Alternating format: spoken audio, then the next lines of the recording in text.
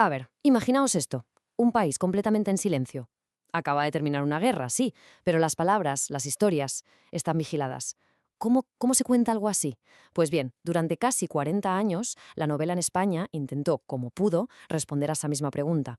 Y hoy lo que vamos a hacer es un viaje para ver cómo pasó de ese silencio casi absoluto a una verdadera explosión de creatividad. Es un recorrido de verdad clave para entender la literatura que tenemos hoy. Y oye, para quienes se preparen para la SELE, esto va a venir de perlas. Venga, vamos a ello.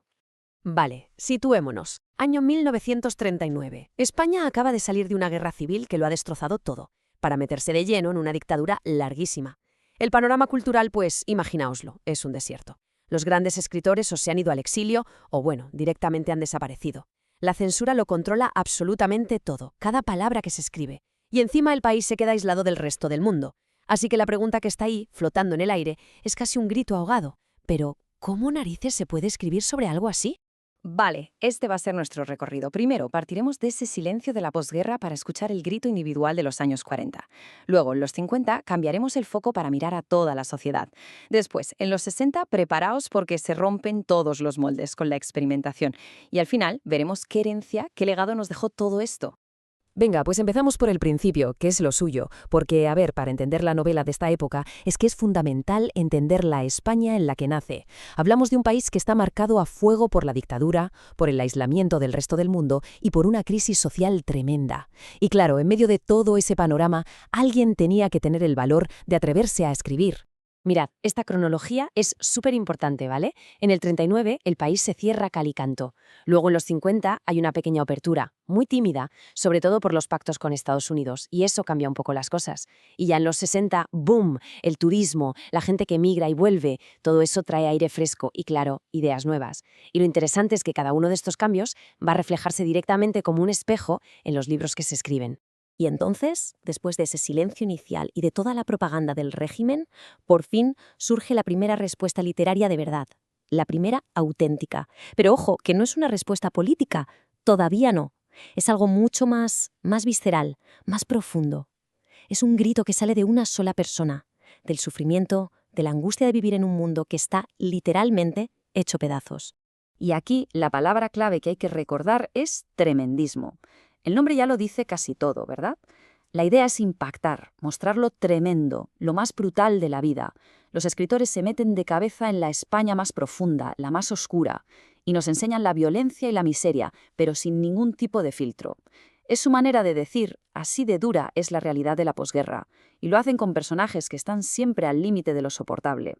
Y aquí tenemos las dos novelas que podríamos decir lo empezaron todo. Por un lado, La familia de Pascual Duarte de Camilo José Cela del año 42. Esta novela es la que inaugura el tremendismo. El protagonista es un campesino, un hombre violento, muy primario. Y por otro lado tenemos Nada, de Carmen Laforet del 45. Aquí la cosa cambia. La violencia ya no es tan física, es más bien psicológica. Es la angustia de una chica joven que llega a una Barcelona que la ahoga, una ciudad decadente. Son al final dos caras de la misma moneda, de la misma desolación. Pero claro, no estaban solos. Un jovencísimo Miguel Delibes, por ejemplo, también exploró esa angustia existencial. Y es súper importante no olvidar una cosa. Mientras todo esto pasaba dentro de una España cerrada, fuera, en el exilio, había toda una generación de escritores buenísimos como Ramón J. Sender o Francisco Ayala, que mantenían viva otra visión del país. Mantenían viva la memoria que la dictadura se esforzaba tanto en borrar. Y con esto saltamos de década. Entramos en los años 50. Y aquí el foco cambia pero radicalmente. Si en los 40 todo era el yo, el individuo angustiado, ahora pasamos al nosotros. Los escritores sienten que ya no vale con hablar de uno mismo, que tienen la necesidad de denunciar lo que pasa en el país. Se convierten, por así decirlo, en los cronistas de su época. Y así nace la novela social. La pregunta que se hacen todos es justo esa. ¿Qué pasa si en vez de mirar a una sola persona miramos a toda la sociedad? Ya no es suficiente contar la historia de un personaje que sufre, no. Ahora lo que se quiere es hacer un gran retrato, un mosaico completo de la sociedad española, con todas sus injusticias, su atraso, sus desigualdades. La literatura se convierte en una herramienta, en un arma de compromiso social. Y para conseguir ese retrato tan fiel, muchos autores usan una técnica que se llama objetivismo. La idea es muy sencilla en realidad. Se trata de que el narrador desaparezca, que se vuelva invisible. Es como si alguien pusiera una cámara a grabar y se fuera. La cámara solo muestra lo que pasa y lo que la gente dice, pero no opina, no juzga, no nos dice qué pensar. Somos nosotros, al leer, los que tenemos que sacar nuestras propias conclusiones. Estos son, digamos, los ingredientes de la receta de la novela social. Primero, lo que decíamos, un narrador que es como una cámara, no opina. Segundo, algo muy importante, el protagonista no es una persona, es un grupo, un colectivo. Pueden ser los vecinos de un barrio, los clientes de un café, da igual. Tercero, el diálogo lo es todo, es el rey, porque los personajes se definen por cómo hablan y lo que dicen. Y por último, la acción se concentra en muy poco tiempo y en un lugar muy concreto. El resultado es que parece que estamos viendo una escena de la vida real, sin más. Y el ejemplo perfecto de esto del protagonista colectivo es sin duda La colmena, de Cela. Es una novela que, si le buscáis un argumento o una trama principal, pues casi no la tiene. Son cientos de pequeñas escenas de trocitos de vida de más de 300 personajes en el Madrid de la posguerra. ¿Y de qué se preocupan? Pues de lo básico, del hambre, de conseguir algo de dinero, del sexo, y al final todas esas pequeñas historias juntas forman un mosaico inmenso y bastante desolador de lo que era la vida en la ciudad. Vale. Y si La colmena es el ejemplo de protagonista colectivo, El jarama de Rafael Sánchez Ferlosio es ya la obra cumbre del objetivismo. Es alucinante porque en este libro, durante cientos de páginas, no pasa casi nada. De verdad, es solo un grupo de jóvenes que pasa un domingo en el río Jarama. Hablan de cosas banales, beben, se bañan y ya. Pero justo ahí, en esa banalidad, en esa conversación que no va a ninguna parte, es donde Ferlosio nos muestra el vacío inmenso de una generación que no tiene futuro, que no tiene grandes temas de los que hablar. Es el retrato perfecto del hastío. Y como dato curioso, Sánchez Ferlosio estaba casado con otra de las grandes novelistas de esta generación, Carmen Martín Gaite. Pues todos estos escritores forman lo que se conoce como la generación del 50, o también la generación de medio siglo.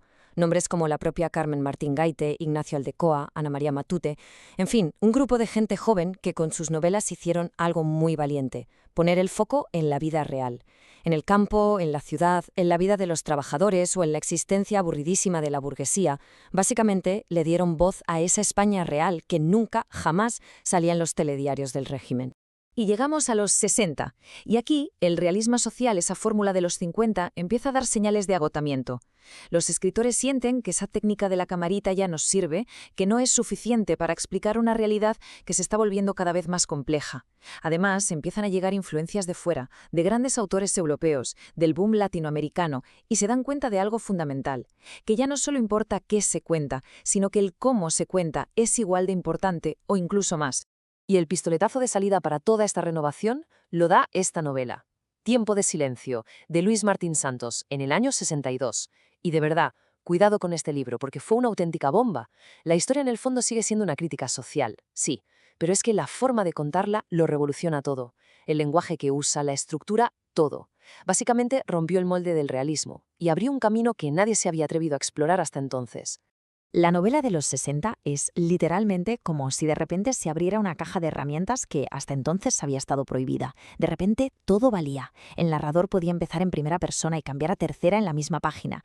La historia saltaba del presente al pasado y luego al futuro sin avisar. Los autores se metían directamente en la cabeza de los personajes usando el famoso monólogo interior, mostrándonos el caos de sus pensamientos. A veces, la trama, la historia de toda la vida, casi desaparecía. Claro, todo esto exigía un lector nuevo, un lector activo, dispuesto a jugar y a reconstruir el puzzle que el autor le proponía. Y lo más curioso, y lo que demuestra la fuerza de este cambio, es que no fue solo cosa de los más jóvenes. ¿Qué va? Los grandes maestros, los que ya estaban consagrados, también se subieron al carro. El mismísimo Cela, el padre del tremendismo, escribió San Camilo 1936, que es, en esencia, un larguísimo y caótico monólogo interior.